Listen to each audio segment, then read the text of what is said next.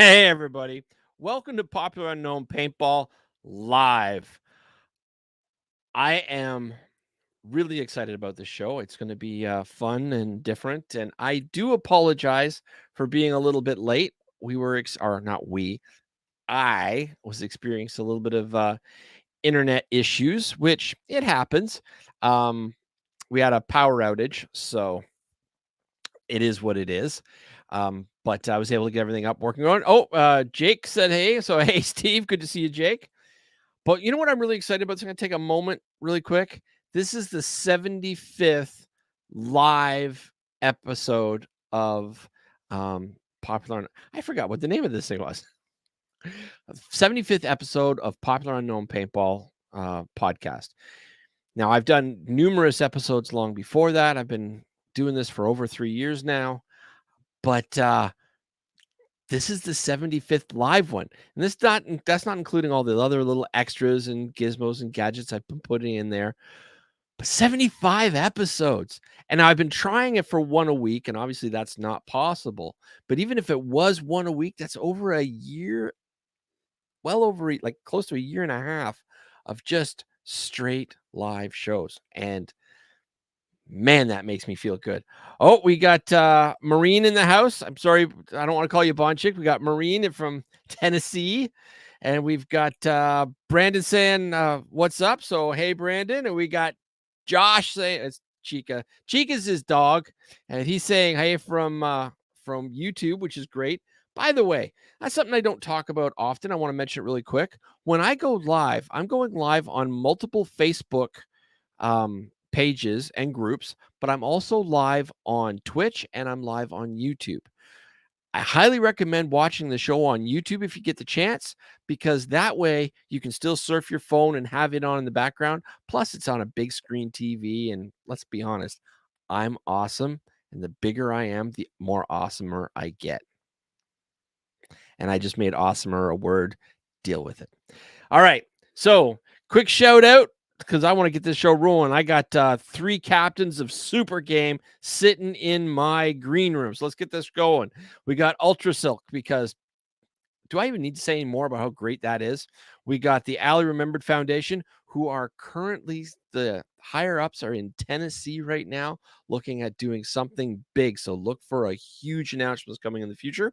We got Jelly Ball, because I honestly believe that Jelly Ball is going to be a huge cash income for struggling fields, because you're able to have kids from the ages of 5 and up. So go to jellyball.com or reach out to me after the show, and I will happily tell you everything I know about it, because I actually have a Jelly Ball field myself.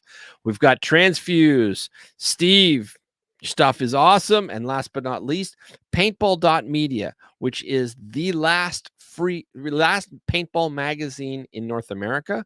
And it's free and it's only online.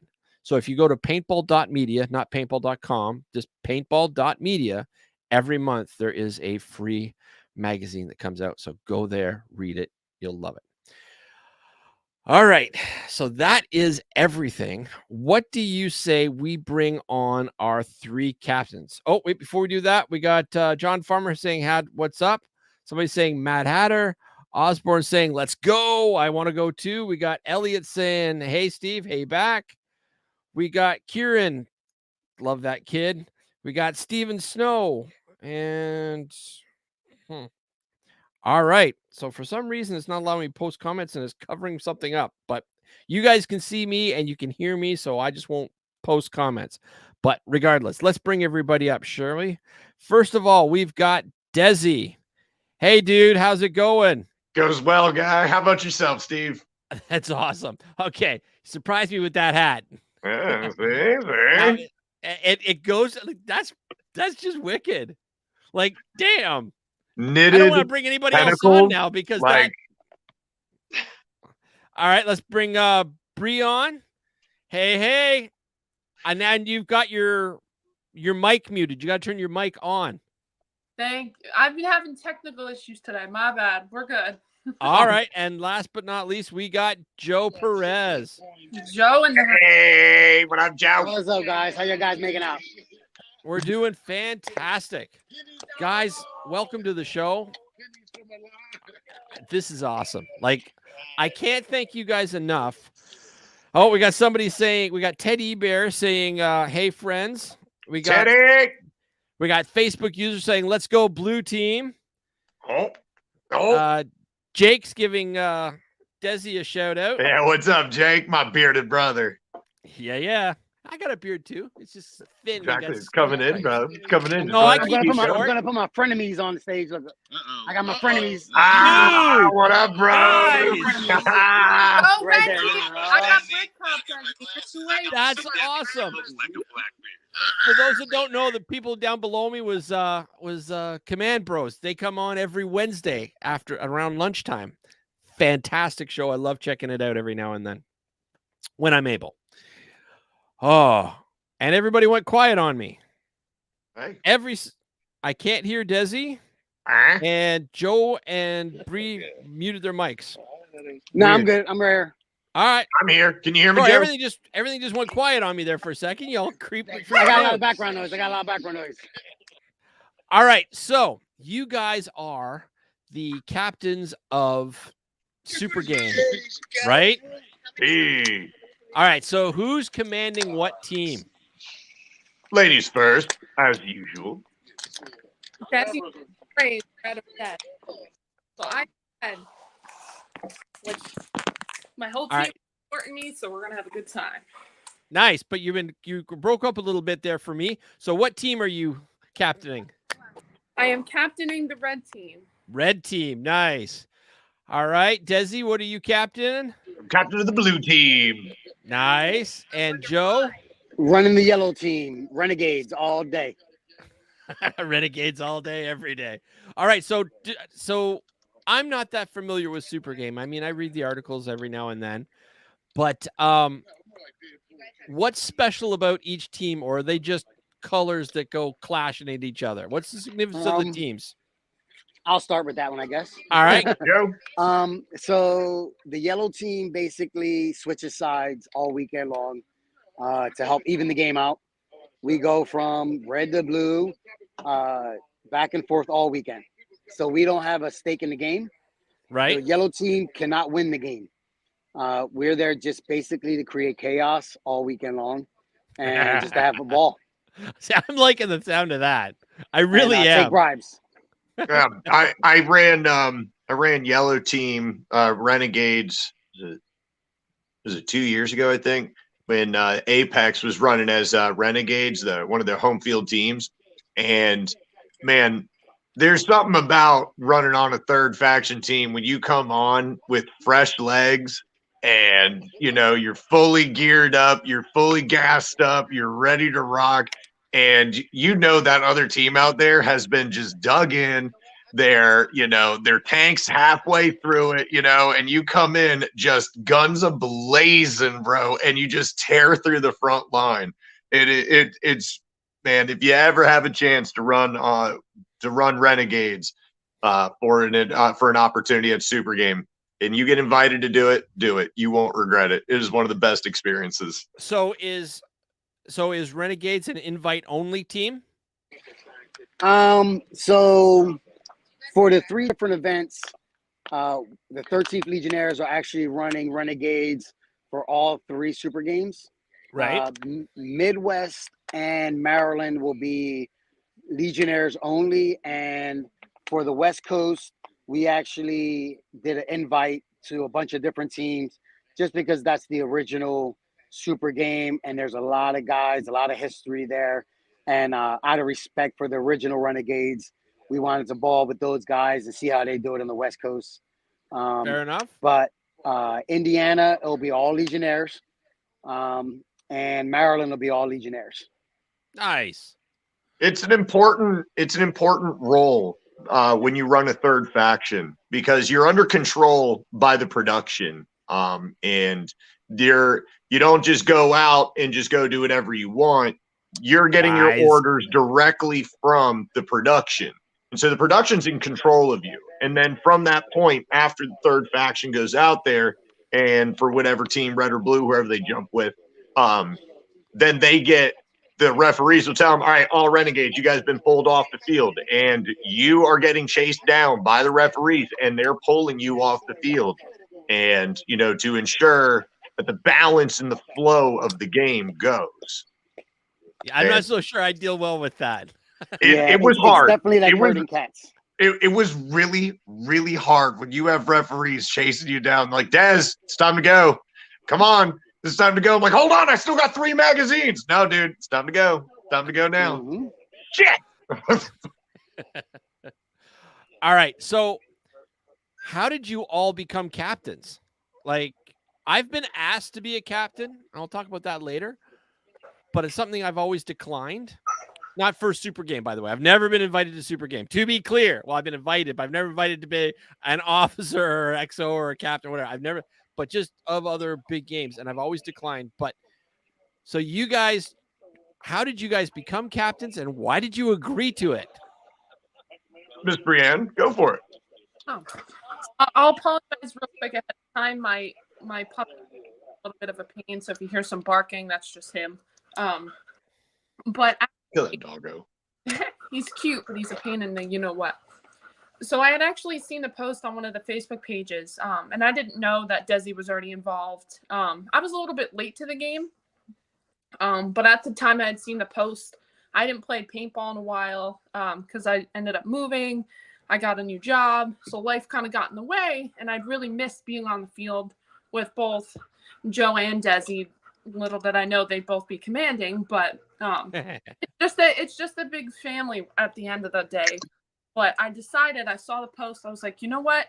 Let me try this. I haven't generaled in a hot minute. It would be good to gain experience, learn from others, and really just have fun. And that's what I feel like Super Game really is all about, is just having a good time and playing paintball. So I didn't actually think I'd get the position, but I commented. Brian Barno reached out, asked me if I wanted it, and I was pretty much like, hell yeah, let's go. Nice. All right, so Joe? So we had a little different situation. Since we were able to kind of had enough guys to run all the Renegades for the different events, volunteered. This is kind of my retirement command. So I no longer command big games. This is a lot more fun when you're just creating chaos and just ruining other people's chances to win, and not worried about winning or losing. So it gives my guys a lot more stress-free paintball. So we kind of just shoot everybody, take them to their insertion. Then when we hit there, we walk off the field, switch our armbands, and get back on the field on the other side. So it makes commanding the third entity a lot easier, a lot more fun. And we just have a ball on it. So when they needed a commander for it, it was all in. Nice. I'm so glad you stepped up, bro, to do the Renegades, man. It with you having literally a legion across the country, you know that you're not coming in anywhere light on forces. Yeah, we're at Legends right now, heavy. And we just did Oregon Super Game, and that was a freaking blast. And if anybody has not hit that game, they need to start driving now for next year. Like, if you have not hit Sniper's Den, it is a phenomenal field, and those people are just like super, super chill. Indiana is super great, and Maryland is like phenomenal. Yeah, I mean, OXCC is one of the best fields around. So it's our backyard. So it's like, it's having the opportunity to just like run around to different fields to do the same thing is like crazy. It's laid back commanding. You're getting your orders. You're not even commanding, really. You're just getting your orders from production and like, can do, sir. They're like, you get on the field and there's guys on there like, oh, we got to do this. I'm like, go ahead, have fun. Yeah. We'll get you there. We'll get you there. We're going to go shoot these guys over here and help you out. But yeah, they're like, who's winning? I don't know. I shot 3 cases of paint. It's Friday night. I'm winning. Yeah. So what do you think makes SUPERGAME special as opposed to the other big games or scenarios out there? And this is SUPERGAME is a big game and not a scenario game, correct? Yeah. Correct. Same difference. Well, Yeah, it's not the same. You talk to some people and they will unscrew your head Come on, like it's a hot sauce bottle. True. You got It it. is a big game format. It's not. There are not role players. There are not goofy props in some of the things you may see in some of your other scenario games that take place. There's not a storyline with it. It is a big game format in the sense that it's red and blue with yellow mixed in. And it's, for me as a producer, I really enjoy this game because it is simplistic gunfight. And it's a time for me that I focus on making and production wise and making the scenario side of it. And some days I just want to go paint faces with an objective that everyone knows where the objective is. Everyone knows what to go do there. You want this flag. You want it at this color at this time. Now, mow faces, control it, and wait for the next flag count. So, okay. Now, Bree, why are you looking so forward to this? Because you're the one that got this whole thing rolling. You're like, Steve, can we do a show? And I'm like, yes. So why is this important to you? So, kind of the odd way I got asked to be general. Like I had mentioned earlier, I hadn't really been playing in a while, and I was really trying to look for an opportunity to kind of get my butt off the couch and get back out there, because we all know that life can kind of get in the way, but paintball is something that we all love and enjoy, that I feel like no matter what we have going on is something that we can all relate to and kind of go out and have fun.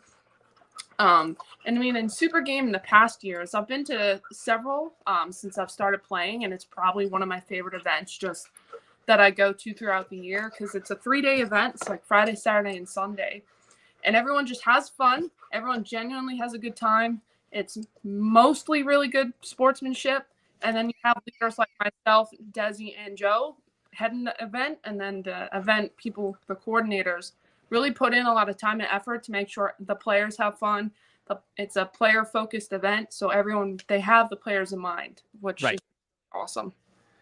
Now, you have across the line, just starting on Friday alone, okay, game on for MagFed is first thing in the morning. It's 2 hours on Friday morning, MagFed only game. And those points are being added to the tally for the end game Sunday. Then after the MagFed game, you jump into what's called Spoils of War, which is like the best way I can describe it is a breathing attack and defend game. So you're going to want to get to your flag location, and you want to get as many people as you want surrounding the flag location. 1 or 2 people run in, grab the flag, hoist it up. You have 30 seconds to rush as many people as you can inside of that flag station. Boom, 30 seconds is up, the flag's up, your point, and you get Mardi Gras beads for every player that you have inside. Yeah, trust me, it's going to get weird this week. It's going to get weird that weekend. Trust me, it's going. So everyone gets their Mardi Gras beads, right? And then you have to pull off. And you have to leave that flag station. You have to what? Yo, Dezi, you're giving the secrets away. Oh, yeah, I know, man. I'm trying to make this so weird. I didn't know the first time because Florida came out when I commanded last time. We were like, whatever. This is our flag. You ain't getting this flag. So for like 4 hours, we sat on this one flag station. And we never gave it up. It was like the worst thing on earth. And they're like, so that's all the points you got? Well, yeah, we did our job, right? You idiot. No. Let me explain it to you. So I learned from my mistake because I'm trying to I want to see, like, I just came out of New Orleans, bro. I'm trying to have so many Mardi Gras beads around my neck. I'm struggling to breathe. So you got to leave your flag station and allow the other team to come in there and try to take that flag. They flip the flag. They've got 30 seconds to get as many people as they can in there. At that time, it is time to drop the hammer and kick them all out of there. Then you go back in there, you take the flag up, and you get as many more people in there, get your Mardi Gras beads in that time, and so it commences. And that'll be over a couple different flag locations. Got it. You haven't even gotten to night ball yet. The night ball game then takes place. If they do the same night ball game that they did the last time I commanded it, I'll get with you guys tomorrow. bro, it's awesome. There's a 50-yard line in the middle. There is a spotlight on the flag location, bro, and it's control it, and it's wicked. I don't particularly like night ball. I'm not a fan. This night ball got me excited because I now want to go back to it because it was stupid simple paintball, but with the nighttime element. Right. You had a line no one could cross. You had a spotlight on the location that you wanted. Everything else was darked around it. You had glow sticks at the end of your barrels tips. You could keep those glow sticks hidden until you go to fire. At that point, then you have to expose your glow stick.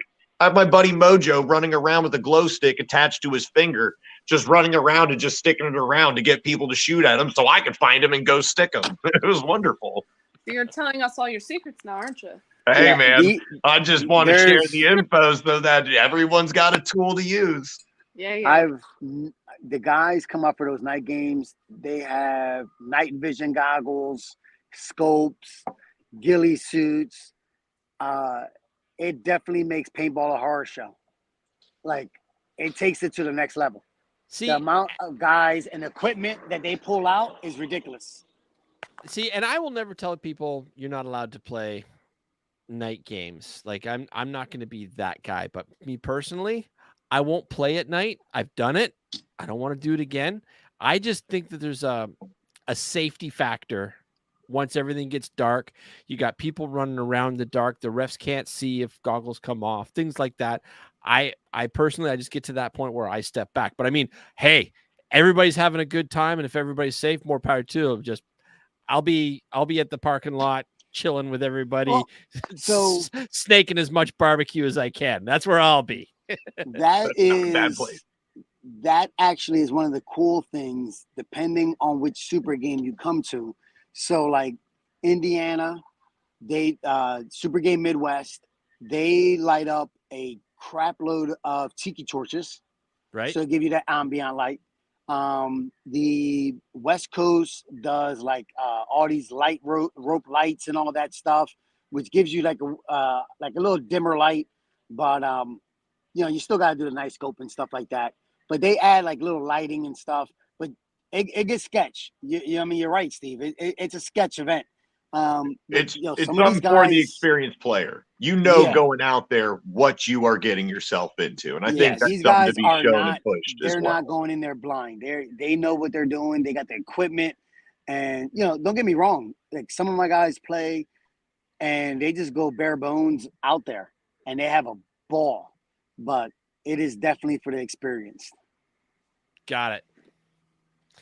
So, all right. So I had a question and I completely lost it. My bad. There it was. Gone. So how long have you all been playing paintball? I started last year. Really? Yeah. Joe just recently picked up a setup off eBay. I saw him get it for a steal for like $150. Yep. I got a spider and a CO2 tank. That's outdated. I've been playing since I was 14. So well, Dezi's only like 18 now, so that's yeah, like 4 years. I just grew this beard overnight. Actually, I got to interrupt for a second. I know I asked a question, and I'm just interrupting all of you because I just had a thought. Because you made the joke about the spider and the CO2 tank. A 20-ounce CO2 tank will fire roughly 1,500 rounds, give or take, depending on what it's set up to do, whether you're running regulators, et cetera, et cetera, et cetera. It depends if it's going to burn the board or not. Well, an electric, a CO2 won't have anything to do with the board. That's different part. But what I'm wondering is, for large games like this, when massive amounts of paint and air are probably required for firefights. Is there a lot of people using CO2 at big events? No. I think CO2 overall, it's a thing of the past. Unless they're 12-gram CO2s that you're using for your that's different. phantoms, your pistol players, and stuff like that. Yeah, but I know mean, a couple of guys still run the little 8-ounce for their stock class and stuff, but the regular 20-ounce fields aren't really filling them like they used to. The cost, and even the rental guns now are running on air, so it's a lot cheaper and easier to run air. So nobody's running CO2 like that anymore. At least for us down south in Florida, it's so humid and hot. You know, my boss has seen a CO2 tank come rocketing across the parking lot because some guys left it out sitting on the truck tailgate for 8 hours, and so they butchered the valve. They must have. Yeah, dude. And it's just because players are hard on all their stuff, and this dude had this CO2 tank loaded up, don't know how, and she said that sucker came flying over and hit the side of a truck, and it was bananas. Had another opportunity where at one of the other parks had the CO2 tank itself, the bulkhead fell over, knocked the valve off, and was just dumping CO2 everywhere in a contained area, and had to evacuate everyone out of the building so no one died, you know. So there is some elements that, you know, it's if you aren't taught the knowledge that goes with it, it could get rough. And I started playing in 1989, and I'm thinking that I may have to actually, if I'm going to come to a big game, I'm going to break out that bad boy, my old 97 Cocker, and I'm going to put CO2 on that mofo, because a little anti-siphon tube, run a Palmer stabilizer through it which works as an anti-liquid device. That's a lot of weight right there. That's a lot of weight. But as long as you hit the gym, bro, you got it. Yeah, you know what I mean? Well, these are what I'm used to, right? These are what I've started with. I don't know if you can see these back here, but I got some STOs and some WGP cockers and pumps, but I'm still running there. I'm just saying, statistically speaking, you ask Glenn Palmer or any other high-end actual airsmith, CO2 is actually a better, more stable propellant for paintball. The only issue is where it converts from a liquid to a gas, because that heat transfer, that's the but the actual CO2 itself is a much more consistent air shot, so you get better shots. And a 20-ounce tank, if you're shooting slow, and a 20, well, like I said, if you're going as long as without the, ideally speaking, it's the temperature that's the issue, like the switch change to convert from a liquid to a thing, because you frost stuff up. Yep. But so the faster you shoot, the less consistent it is. So if you're shooting a pump where you're shooting stock class, CO2 is perfect. But the minute you start shooting auto trigger, anything at a significant rate, the frost becomes an issue, and now your consistency gets thrown off. Yeah, but you got to understand something. At least that's what I was told. This gun originally, this is my, okay, 1 second. Oh, you're pulling it down. This is blow the dust off of it. This is a 97 autococker, and I've had it since new, and it started out as a liquid. I love this gun so much. Anyway, sorry, I was about to have a moment there. I love it. There are many like it. But this is my cocker. There is none like it. Her name is Bertha. It's Blackie, actually. Blackie. There you go. It is. I was a huge Eric Clapton fan, and for those of you who don't know, Eric Clapton's favorite guitar of all time was a Black Stratocaster, which he called Blackie, and hence this got called Blackie too, or Blackie also. But no, I've played in November in Canada, where this whole thing covered in frost. Like, I know what it's like to rapid shoot. You got to know what you're doing, but in theory, I'm thinking CO2 might need to make a comeback for big games. I'm just saying. You're on the island, brother. You're ahead of time. You're on an island on that one. Give me a 1545 and a pump, and I'm all day. Hey, and that works. And that works too. But that gun actually at one point, and I've got pictures of it somewhere. I actually had a double stack where I had 220s coming backwards like a stock. On the, You were a I had gym rat at one point, weren't you? no. That was just the time. That was all you had. It was a black and white picture. And no. And then it was supposed to have a 10 ounce out the front, but I couldn't get an on-off valve on a 10 ounce at the time. So I was running an on-off valve on a 7 ounce, because in order to run a multiple CO2 tank setup, you have to have on-off valves so you can turn them all on and turn them all off. Otherwise, So you were carrying an extra 30 pounds of weight to do was- what my half a pound tank does now? Oh my not even close. Gavin. Not my even tank's close. smaller than your tank. I see where this Size conversation's matters, going. man. Size matters. A 20-ounce tank will shoot roughly 1,500 shots, almost a whole case, and that's without tweaking. That's just a basic spider, right? Like if you tweak a gun up with like a polymer stabilizer or something like that, which prevents the liquid from going through, and you lower the operating pressure to a degree.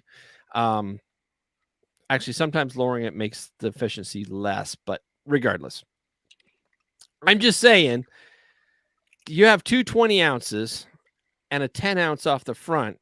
You're looking at 3,750 shots. You could do the Lord's work. You're just gonna have back problems carrying that much paint on you. Golly. I'm just saying. I'll Can shoot be my done. back and I'm gonna go take a break. I'm going out there with 2 feet. I got all of 150 rounds on my belt.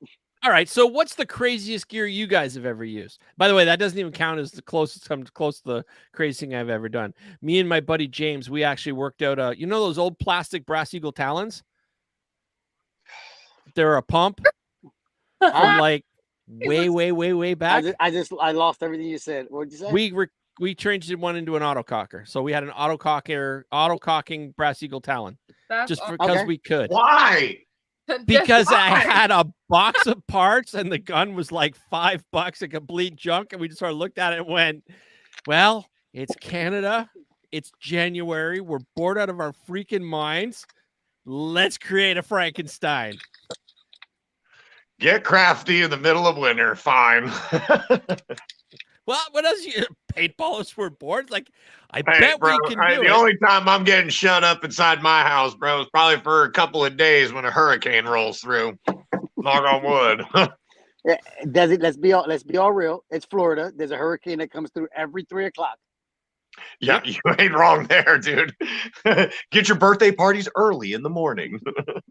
So seriously though, what's the craziest gear that you guys have used? Bree, you're not talking much. You're just like in there petting the pooch. Like He's we don't even need you here, but I want you here. So Sorry, yeah, he chomped on my arm, so I muted myself because I didn't want to say something.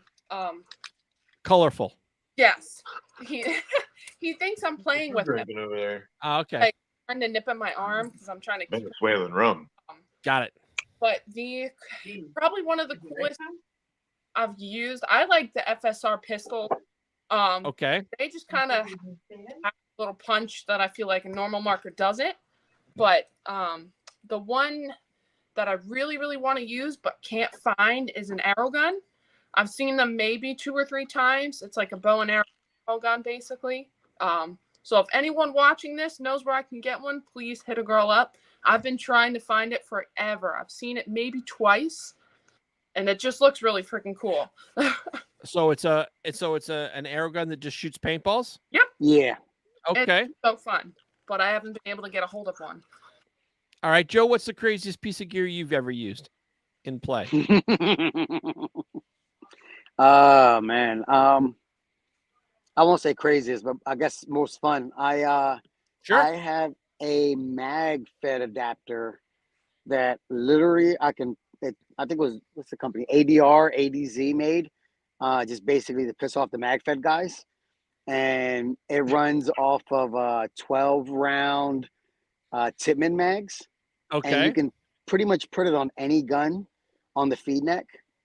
So back in the day when we had the pump versus mag fed, it was totally fun. You put it on an electro, makes an electro mag fed. Technically, it's mag fed. Yep. So we used it on our pumps and the whole 9 yards, and you make any gun you want mag fed.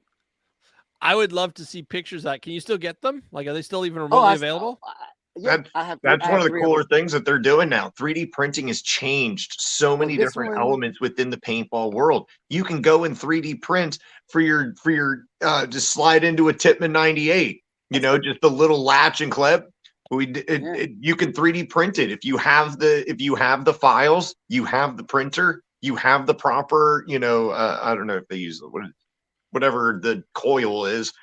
Yeah, it's endless. Yeah, this one was made out of aluminum. They made them out of aluminum. Oh, bitch! We bought 3 of them. I'll post up a picture. I'll send you a picture, Des. Yes, dude, I bought one of those. It was Legends 5.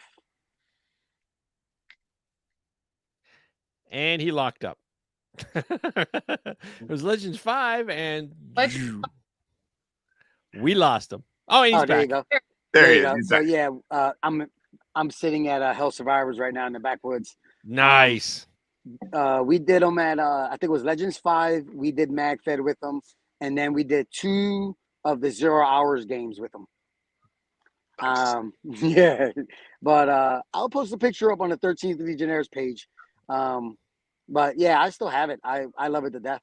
I pull it out every so often just to piss people off.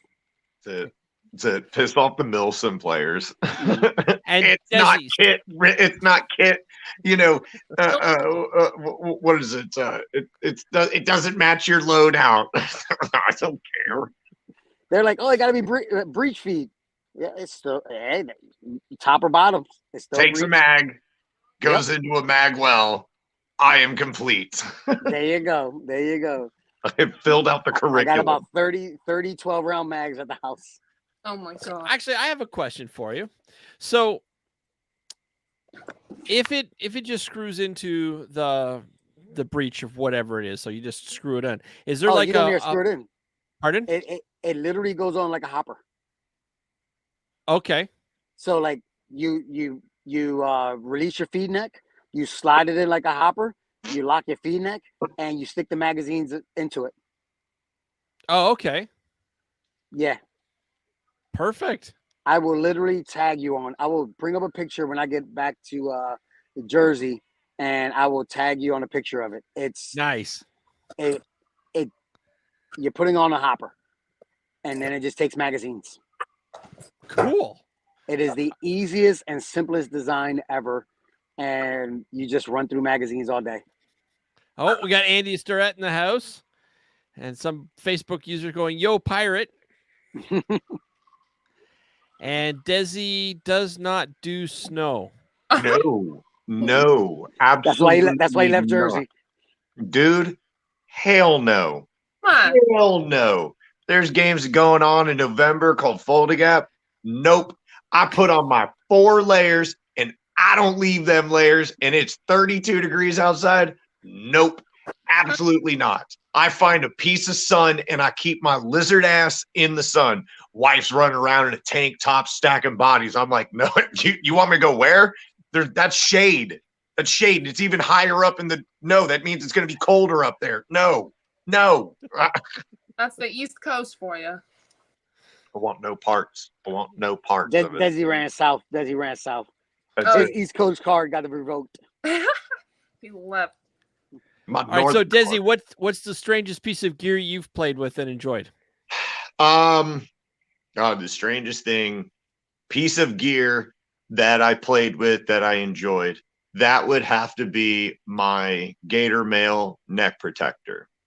Those are cool. The strangest thing ever, because I always made fun of these guys wearing like chainmail, right? Like, oh, that's cool, I guess if you want all this, are you adding on to this for any reason, or is this just to look cool? Is this adding to your kit loadout? I mean, that's cute until I put one on. And I did one event. It was actually SUPERGAME.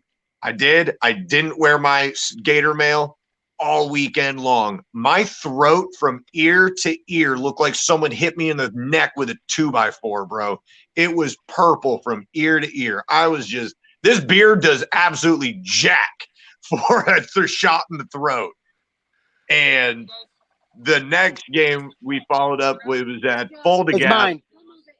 and I put on the gator mail and I wore it. And you catch a first strike round in the neck, and it is that woof. Hey, I'm all right. It never made contact with your skin. It breaks the shot before it actually the paint hits you. So it was the strangest thing on earth. And I was like, God, I don't like gimmicks. You know what I mean? I don't like something that was just pushed on me that, hey, you should try this. Until I was like, fine, whatever. I'll put it on. Now I have one for my ref mask. I've got two for my ref, for my two different referee masks. And then I've got one for my I-5 that is, I'm going to bust out at SUPERGAME, and it's black and all different colors and confetti sprinkles. Like, so it's one of the best investments. If your neck guards, those little foam wrap around neck guards that make you sweat to death even more so, and then all of a sudden a shot wiggles underneath there or right in your collarbone, don't bother with it. Spend a couple bucks, talk to Damien at Gator Mail. It was one of the best things on earth I've ever invested into. Now I've got referee staff that have bought them. My kids team buys them. Protect your neck. Wu-Tang said it the best. Yeah, those things are awesome. Oh, A lot of my guys run them. I'm going to apologize. Security just gave me the heads up. I got to go up front real quick. All right. Well, my vendor's tent is blown away. Go take care of the house. Yeah, I got to go take care of that. So we're here if you're welcome to come back, but if not, have a great night. All right, let me go take care of that. If you guys are still on, I'll jump back in. Sounds great. Not, I'll talk to you guys later, and I'll talk to you guys later. Later, Joe. Bye. Bye, Joe. See ya. So what I want also something I've can you tell I talk professionally for a living? Anyway, as I was saying, I am surprised there's been absolutely no smack talk amongst any of you with regards to red team winning, blue team winning. I mean, I'm seeing it all blast through the chat, but there's been no smack talk. What the hell? Dezi's slacking today. It's that damn hat. You know, I let my marker do the talking for me. And to be all honest, Okay. He's talking a big game, but he's got to get his Florida ass up here first. I do. We've actually coming up. Jenny just booked our flight. We're coming up on Sunday. We'll be flying into Reagan in Virginia. My family lives in Northern Virginia and West Virginia. So we're going to go. It's an opportunity. We're coming up there to come play paintball in Maryland. So we make it a whole family excursion. We go out and spend 2 days with, my family up in West Virginia. We come back down. We go spend a couple more days with her family in Prince William County. And then we'll pack up and then we go ride up to Maryland. And it's an opportunity for us to see all of our family up there. Awesome. Yeah. It's a paintball, but it's also vacation. And it's time to get out with the family and friends that when you live 900 miles south from everyone, got to take a whole week vacation. And he skips the whole smack talk question completely.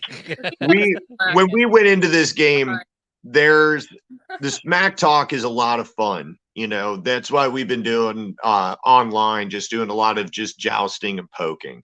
Right. And it's to drum up, the experience, the player involvement, to get them, to get the players involved, because that's ultimately what us as commanders, what our job is, to get the players involved. And people that know myself, that know Bree, that know this event, this isn't like blood feud. This isn't, where we've got bad blood and that we need to go and spill it on the field. We're two friends fighting against each other in competition. You know what I mean? We're going to give 100%, but it's to have a good time.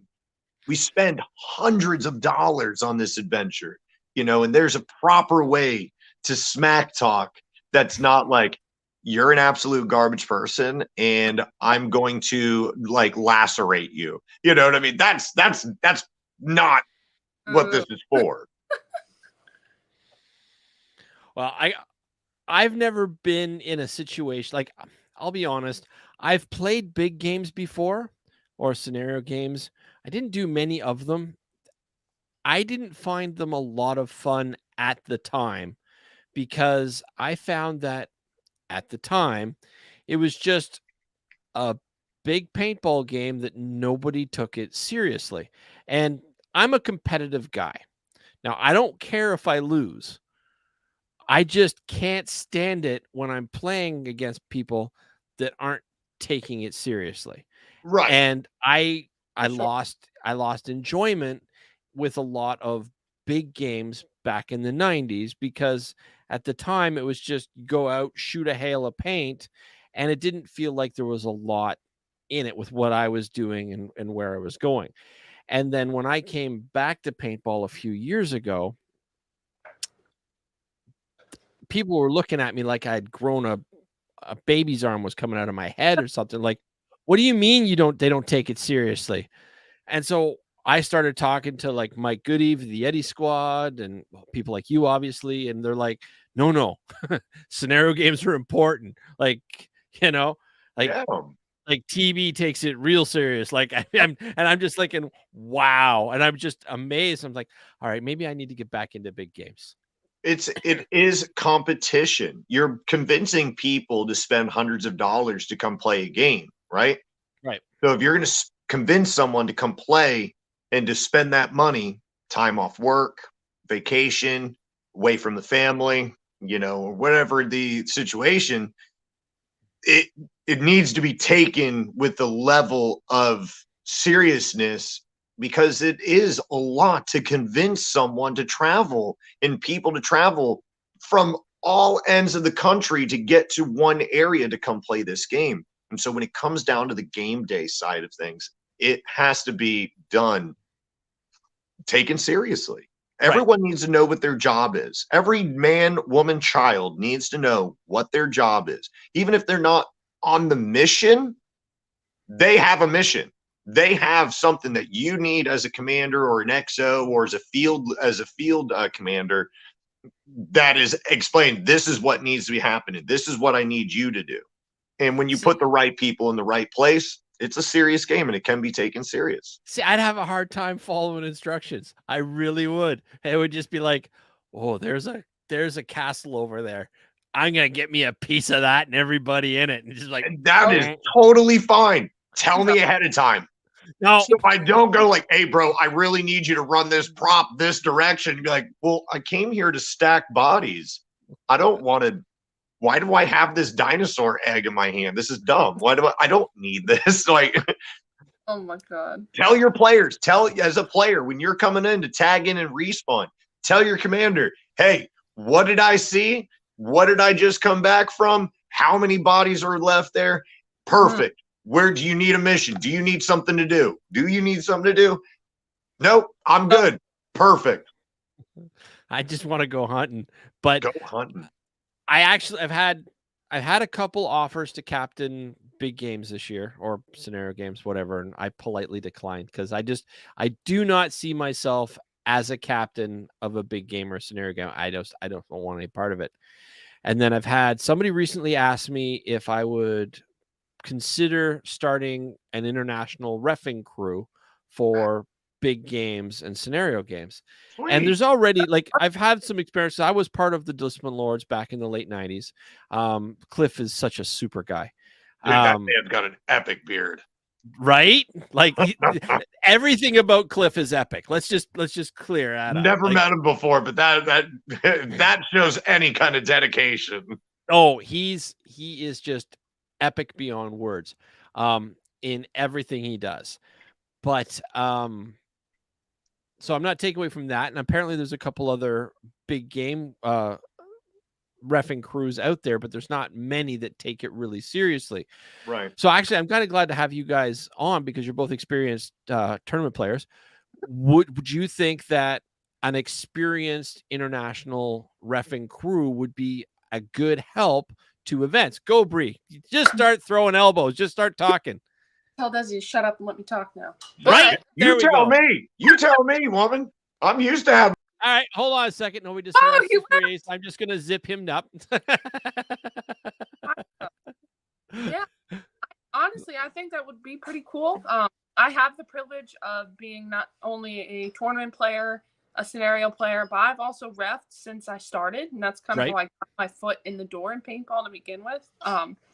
So I'm also part of a group called Solstice Law, and they're one of the best by far national reffing groups that I at least know of and or am really glad to be a part of. They're a bunch of ballers. Every one of us plays, and every one of us has had the experience from at least helping command, general, play an event. We have all sides and all different experiences and walks of life, which I think really helps because everyone will understand. You know the rules. Most of us are tournament certified and ref certified, so we actually know what's going on, how to help you have a good time, because that's what we're there for, is to keep you safe and have a good time. So international, I think, would be cool, because even in tournament, we're trying to bridge the gap between the U.S. speedballers and, say, Europe and Asia and all the other countries that take part in it as well. So that's something coming Just forget up. Canada. I don't care. Like, we're nothing. We're just like the hat on all you guys. I'm not offended. Like NXL anyway.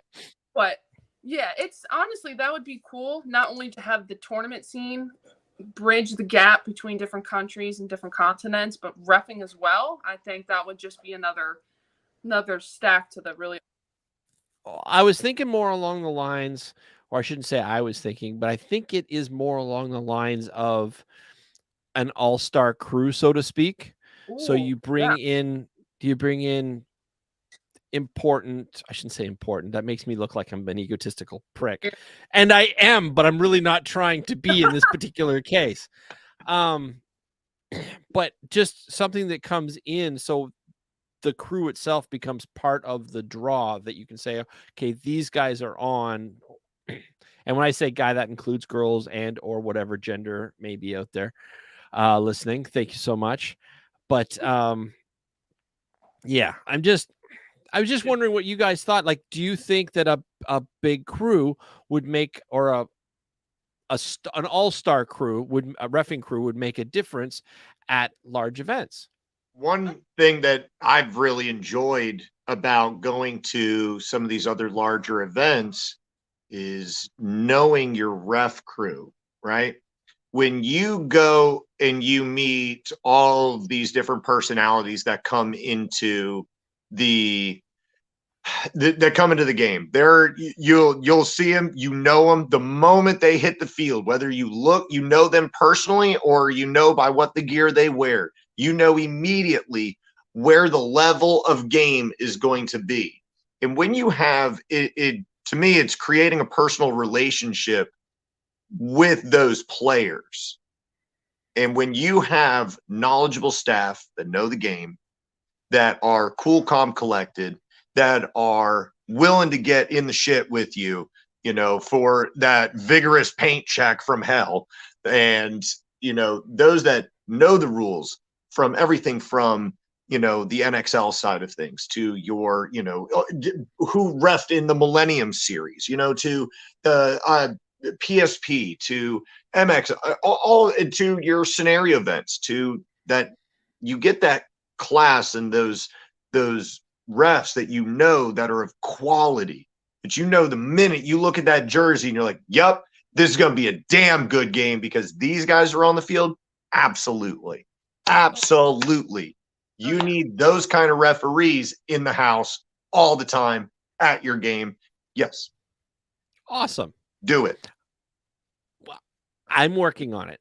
But in the meantime, I just wanted to hear the captain's opinions from one of the biggest paintball games of the year. So moving on to the next sort of a question, it's kind of in line. So you guys go out and openly recruit teams to play under you. Is that correct? Mm-hmm. All right. So how do you guys pick what teams do you want to get involved? And are you guys happy with the teams that you got? Or is there some you like? Is there any backrooms dealings? Like, I'll trade you one. Dezi. Madam, steady. I have been messing with you enough, so I got to catch up a little bit. No, I mean, that's the fun part about getting to lead an event with Dezi is that even though I would ball with him, if both of us were not generaling an event, the level of respect that he and I have, I think is really nice too, because if we reach out to we've both reached out to a couple of the same teams, and a couple have gone for him and some have gone for me. But I was a little bit late to the game, so I knew he had a head start. But the part that's been helping me the most is having my XO and my team kind of back me. And even Dezi and his XO, since I was late to the game, kind of gave me a heads up what teams they had, so I knew not to kind of double act. Sometimes that gets annoying. I mean, I know. Right. Yeah, dude, you don't want to waste your time. It's Gotcha. Yeah, Dezi's okay to work with. He's not too bad. I like his wife better, though. I'm sorry, what was that? I said I like his wife better sometimes. I can see that. Fair, though. All right, so it was Dezi. Was it you that showed me the YouTube video that you guys wouldn't mind sharing? Do you guys want to watch that with me?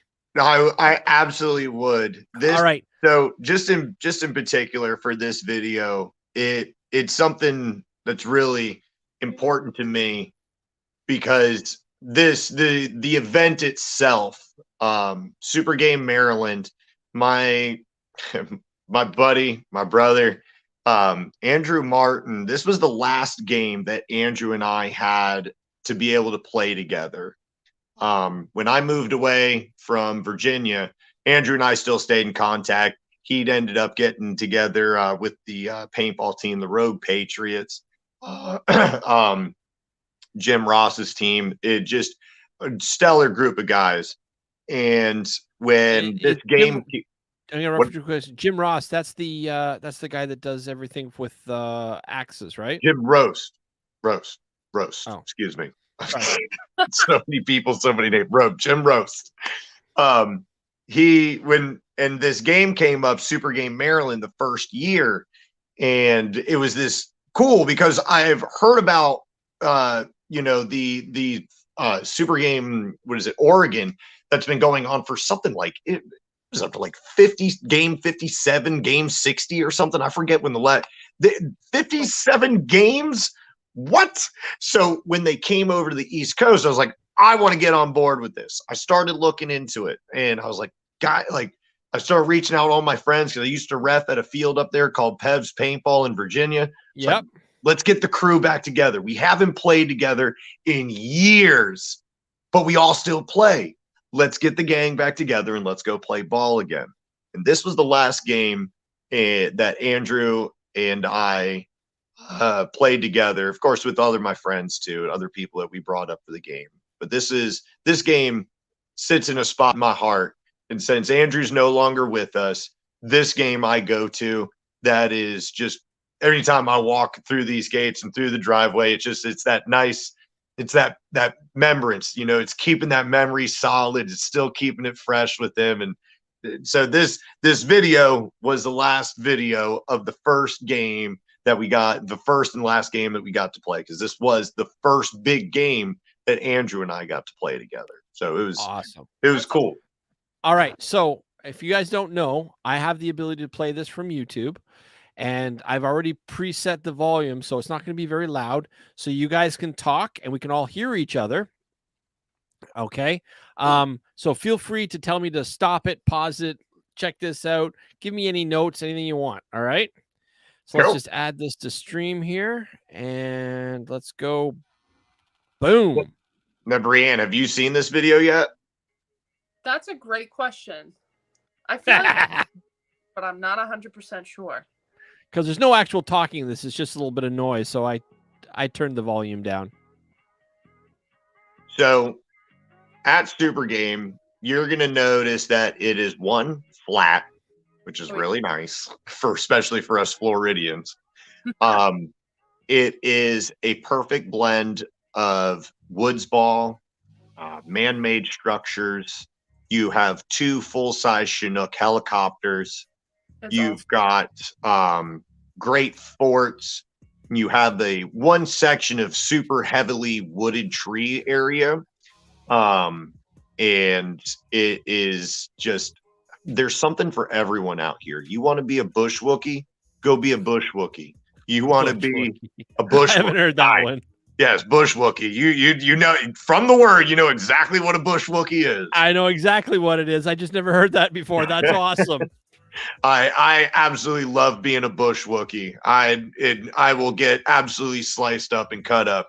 A lot of my family wants to go and rumble on the man-made structures. I like fighting in the shade. It's something I learned in Florida. You survive in the shade. They have now. This is the first year video as well. Since then, there have been major improvements, changes, things that they've done across the board to this field. I'm really liking the difference of what everybody's shooting. Like it's like all styles are welcome. Yeah. They highly encourage pump players, mag-fed players. Oh yeah, the pistol challenge, the pistol tournament. I forgot about all that. On the 3v3, I think they do either Saturday night or Saturday afternoon during lunch. They do the 3v3 with 5.5. So you have to basically use like an automatic, or a pump, but that's fun too. They have little mini games during the day. Yeah, you know you're competing in that 1v1 or the 1v1 pistol challenge, right? Me? Yes, ma'am. Because Barno about held a gun to my head, it was a Tipex, and said, "You're doing it." So, madam, you're doing it. If I can have an FSR, we're good. No, absolutely not. No. Forehead. Yeah, no, I don't get. Only I gotta use a regular 68. No. You're playing a 68 caliber with a normal paintball out of a Tipex. You get 7 rounds and get you some, girl. Get that flag and run it back. Run it for the red team, huh? I'm telling them, blue's gonna be stuck behind. That's fine. So I have a question now. In my head, I always saw SUPERGAME as one big long game that goes, and you're telling me that there's like a mag-fed at the beginning, and then there's a 3 versus 3 tournament. So are these happening in conjunction with each other, or does one stop and another one start? Like, how does that work if there's multiple fields with multiple objectives going on? Are they all going at the same time, or? So the pistol challenge, the 1v1 pistol challenge, your 3-man tournament. And there's something else. I feel like there's something else that I'm missing. They're taking place during the same time as your normal gameplay on Saturday, but it's taking place on a different, the White Claw getting to me. It's taking place on a different section of off field in a different field. It's another netted in zone. If you get a chance to take a look at OXCC, you'll see they have everything from airball to a massive final battle location, to a 1v1 challenge area, to the 3-man challenge area, and then the giant open field that SUPERGAME is taking place. Okay, but what I think what I'm asking is, does SUPERGAME stop? No. And then the 3 versus 3 is going on. No. It's going on. All right, so time. You actually have to walk off your team to go do something else. And okay, cool. And these are things that a lot of people know going into it, that they know that they're not going to be on. Well, that you know, but as the players get involved with the game, there's a schedule that's written out. The different events and times that you know where you need to be. That will be put out. I think it's actually on the website itself. Yeah. The mech tournament. Yep. Jason. Oh my God, he's gonna rip someone a new one. I'm excited. They're 5.5. There it is. So mech or 5.5 there for the tournament. It's something for everyone. There's something to do. If you want to take a break and you're tired of going stacking, red team's body all over the place, You can go participate in the 1v1 challenge. It's something for everyone. Hold on a second. You think I'm gonna let that one slide. All right, guys. Well, listen. Have we missed something? Like, have we covered basically everything, or is there anything you guys want to talk about before we start wrapping this up? Because we've been going for over an hour, and I just want to make sure we don't miss anything. Go red. Red are dead. Blue is gonna lose. That's all. Drop the mic, walk away. Madam, did you come up with that? I don't know. That was good. Bass has got to come up here anyway, so it's all right. You'll see what we up here got for you. I am welcoming the challenge because we are judged by the quality of our opponent. I love that. That's a good one. Okay, I'll give you that. I will say OXCC, the owners of OX Fields, the Barnos, as well as Gizmo and Mike that work out there, and Patton, everyone that's involved with the OX family, got their 3 facilities. These are, I don't want to go command a game for a field that doesn't give a crap. I don't want to go command a field or a game that the producers really don't care, that they want to show favoritism one way or the other. I don't like it. I don't like politics. I don't like drama. I like paintball. I like playing paintball with my friends. I like, because there's nothing personal in the game. It is a paintball game, but we create the personal relationships outside of the game. And the Barno family and the OX family are owners that give a damn about the player. They give a damn about safety. They give a damn about the experience. They care about their land. I'm telling you, if you have not had a chance to go to the OX facilities, go. You won't regret it. Enjoy yourself and bring your family. It'll be a good time. There's a place for everyone on that field. And with SUPERGAME, this is a nice, that little diamond, man, that sits on the top of the cake. And this is going to be a heck of a great game. Sportsmanship is the #1 award, straight up. And that's what everyone, I think, should be shooting for an award this game. There will be, I think it was like $10,000 worth of giveaways that are going to be given away.